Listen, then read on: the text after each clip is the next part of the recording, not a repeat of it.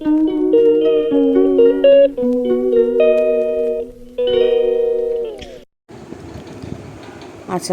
23শে জুলাইয়ের একটা সকাল, মঙ্গলবার। দেখো আজকে খুব সকাল সকাল ব্লগটা শুরু করলাম এই ডেলিভারি বয়কে দিয়ে। কাল রাত্রিবেলা একটা ফ্যান অর্ডার দিয়েছি, আজকে সকাল এখন 8:30 বাজে।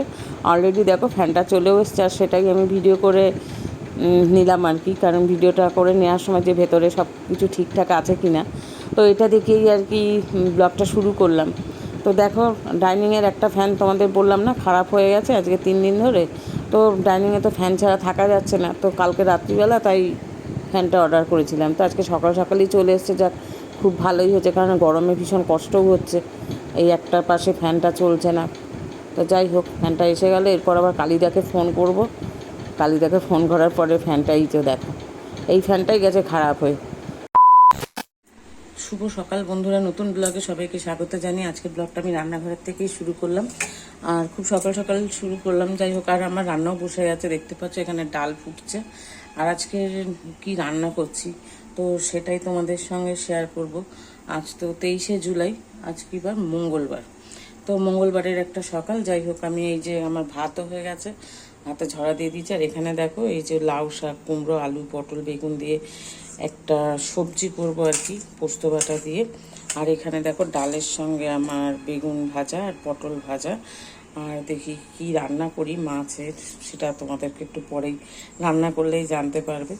যাই হোক, আপাতত আমি সকালে যতটা এগিয়ে নিয়েছি সেটা তোমাদের সঙ্গে শেয়ার করলাম। তো সারাদিন কি করছি, কি করব, সবটাই তোমাদের সঙ্গে শেয়ার করব, বা দুপুরের বাকি মেনুটাও কি করছি সেটাও বলবো। আপাতত ডাল ভাজার একটা সবজি রেডি করেছি, সেটাই তোমাদের সঙ্গে শেয়ার করলাম। কাটাকুটি রেডি, এবার রান্নাগুলো শুরু করি। তো চলো সঙ্গে থাকো। যেগুলো একটু লবণ হলুদ মাখিয়ে নেবো, এবার ভাজবো ডালের সঙ্গে ভাজা।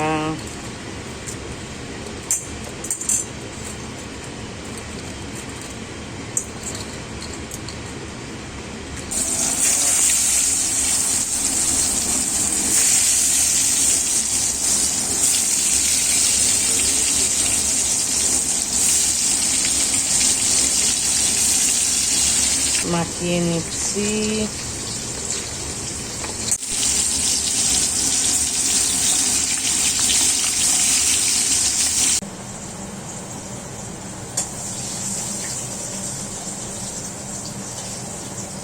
ফোড়ন দেওয়া হয়ে গেল।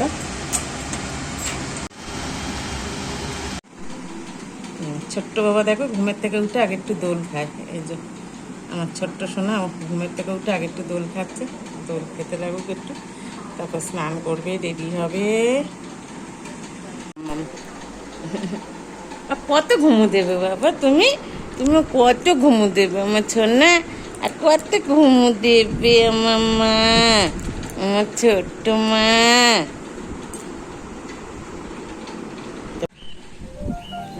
আকাশটা,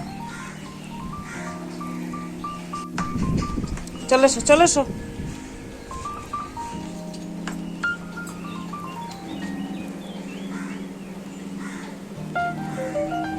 মুন্ডু বাড়িয়ে দিয়ে কিভাবে দাঁড়িয়ে রয়েছে দেখো।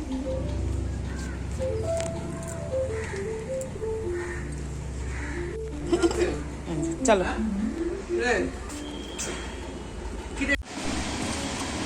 তেলটা গরম হয়ে গেছে, এবার চিংড়ি মাছটা ভাজবো। এই চিংড়ি মাছগুলো দিয়ে আমি লাউ শাক করবো। আর চিংড়ি মাছটা একটু ভালো করে ভেজে নিই। আচ্ছা, আর তেঁতুল দিয়ে টক করবো, তেঁতুলটা একটু ভিজিয়ে রেখেছি।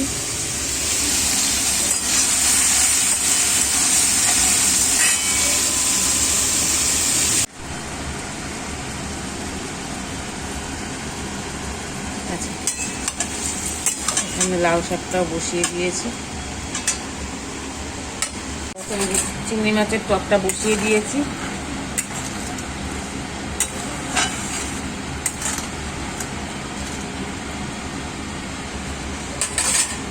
এই আমার টক ফুটছে, আর এবার দেখি ঢাকনাটা একটু দিই।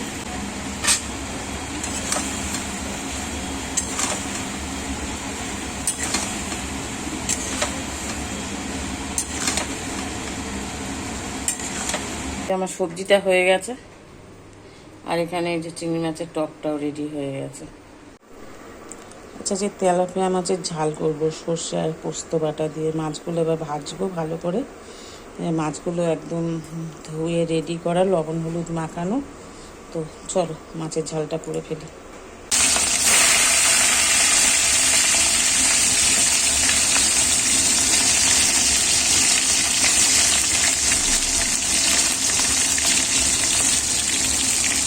দুটো দুটো করে ভাজবো।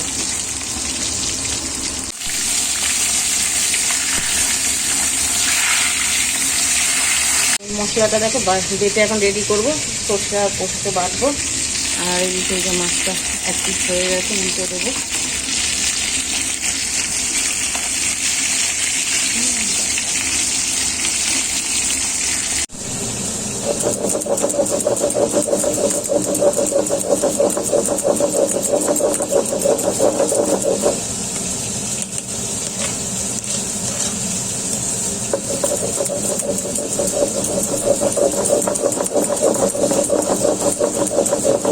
সর্ষে পোস্তটা বাটা রেডি।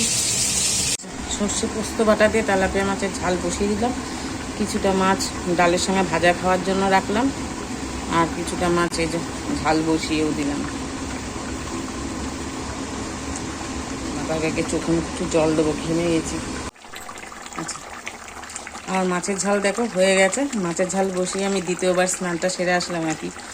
মাছের ঝাল বসিয়ে স্নানটা করে আসলাম, কারণ আমি তো খুব সকালে স্নান করি, ঘুমের থেকে উঠে আগে স্নান করি, নাহলে আমি গরমে রান্নাঘরে ঢুকে আমি রান্না করতে পারি না, এত গরম লাগে। যাই হোক, রান্নার শেষে আরেকবার স্নান করি, সেই স্নানটা করে আসলাম। এবার খেতে দেবো মাছের ঝালটাও। এই দেখো, বললাম না ডাইনিংয়ে ফ্যানটা লাগাতে হবে, তো আমি তো কালিদাকে ফোন করেই দিয়েছে। আর অলরেডি এই দেখো কালিদা এসেও গেছে। তো কালিদা 3 দিন আগেই এসেছিলো, এসে ফ্যানটা বললাম ডিস্টার্ব করছিল, তো উনি ওনার মতো সারিয়ে দিয়ে গেছিলো। বলে গেছিলো যে যদি ভাগ্য ভালো থাকে ফ্যানটা চলবে, আর নাহলে ফ্যানটা মানে এমনি নষ্ট হয়ে যাবে, ফ্যান আপনাদের একটা নতুন নিতেই হবে। তাও উনি ওনার মতো চেষ্টা করেছিল আর কি। তো কালিদা সেদিন যেভাবে সারিয়ে দিয়ে গেছে, ও মা কালিদা যাওয়ার পরে আবার ফ্যান বন্ধ হয়ে গেছে, তো নতুন ফ্যান নিতেই হলো, কিছু করার নেই। তো যাই হোক, কালিদা ফ্যানটা লাগাক, সেটাই তোমাদের সঙ্গে দেখাচ্ছি। এখন দেখো কালিদা ফ্যানটা লাগানোর আগে একটা একটা করে সমস্ত বার করে সব ফিটিংসগুলো আগে ঠিকঠাক করে নিচ্ছে। তো সেটাই কালিদা করতে থাকুক, আর আমার তো রান্নাঘরে আমি রান্না করছি, আমার কাজ করছে, এদিকে অমিত দেখছে এই ব্যাপারটা।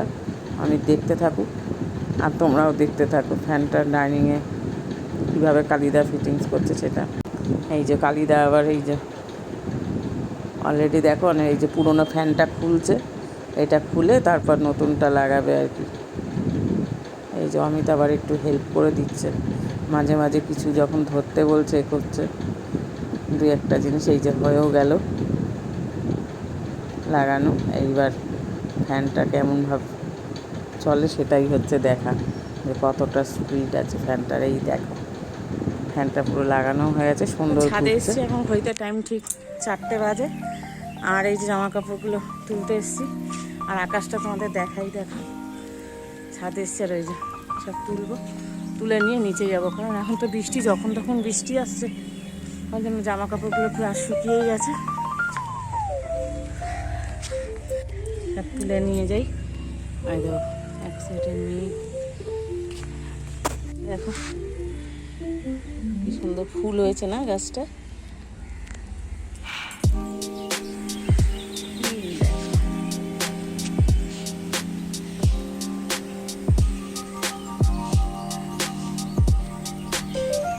চলো নিচে যাওয়া যাক। দেখগুলো যে কি সুন্দর গন্ধ বেরোচ্ছে, বাহ খুব সুন্দর গন্ধ বেরোচ্ছে। কৃষ্ণা কৃষ্ণা কৃষ্ণা,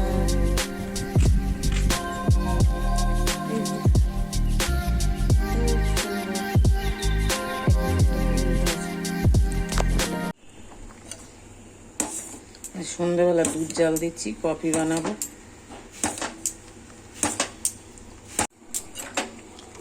একদম কফি রেডি, এবার খাওয়া। এই যে আমার কফি বানানো একদম রেডি, 3 জনের কফি বানানো হয়ে গেছে, আর সঙ্গে আছে কুকিজ। তো যাই কফিটা। আচ্ছা, এই রাতে রান্নাটা করতে করতে আজকের ব্লগটা আর কি শেষ করব। তো সারাদিনে কি করেছি না করেছি সবটাই তোমাদের সঙ্গে শেয়ার করলাম। তো আজকের মতো ব্লগটা আমি এখানে শেষ করছি। আজকের ব্লগটা দেখে যদি ভালো লাগে কী করতে হবে, একটা লাইক কমেন্ট শেয়ার করতে হবে। আর নতুন বন্ধু যারা আছো তারা সাবস্ক্রাইব করতে ভুলো না। তো টাটা, সবাই ভালো থেকো, সুস্থ থেকো, আনন্দে থেকো।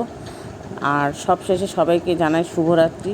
তো এটা বলে আজকের মতো বিদায় নিচ্ছি। কাল আবার আসবো নতুন আর একটা ব্লগে, তোমাদের সঙ্গে দেখা হচ্ছে। আর এটা বলতে বলতেই আমার দেখো রাতের রান্নাটাও প্রায় শেষের দিকে আর কি। তো আজকে রাতে তো আমি ডাল ভাজা সোয়াবিন রান্না করলাম, সেটাই তোমাদের দেখালাম। তো যাই হোক, কালকে আবার নতুন ব্লগ নিয়ে চলে আসবো খুব সকাল সকাল। সবাই ভালো থেকো, আনন্দে থেকো।